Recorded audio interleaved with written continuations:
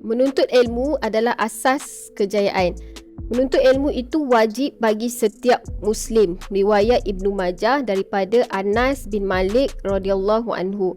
Allah juga berfirman, nescaya Allah akan meninggikan darjat orang-orang beriman di antara kamu dan orang-orang yang diberi ilmu pengetahuan beberapa darjat.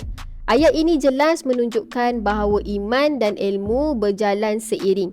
Islam bukan agama yang menghalang kemajuan, bahkan sangat mewajibkan manusia untuk terus belajar.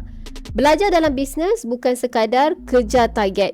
Jadi kepada anda yang menjalankan bisnes, sama ada menjual produk atau menawarkan servis perkhidmatan, belajarlah bukan semata-mata untuk mengejar target jualan. Belajarlah untuk menjadi penjual yang lebih berwawasan, membuat keputusan dengan lebih matang, bekerja dengan sistem bukan dengan emosi, dan apabila ilmu mendahului tindakan, jualan akan lebih tersusun dan berkat. Ilmu juga dapat membantu menguruskan rutin jualan. Sebagai contoh, dalam sesebuah organisasi, bahagian admin ataupun sales sering berhadapan dengan rutin yang berulang setiap hari. Jadi, tanpa kerangka kerja yang jelas, kerja akan jadi bercampur, emosi mudah terganggu, hasil pula sukar dinilai. Sebab itu, mereka perlukan panduan yang praktikal, bukan teori semata-mata.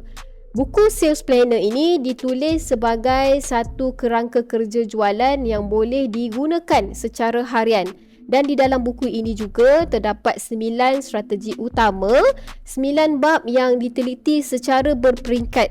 Antaranya merangkumi mindset jualan pada tahun 2026, sales blueprint, prospecting dan struktur jualan harian. Dengan adanya kerangka ini, seseorang admin ataupun sales boleh menyusun tugasan, dapat menyelesaikan rutin jualan dengan lebih teratur dan dapat menilai perkembangan diri serta jualan.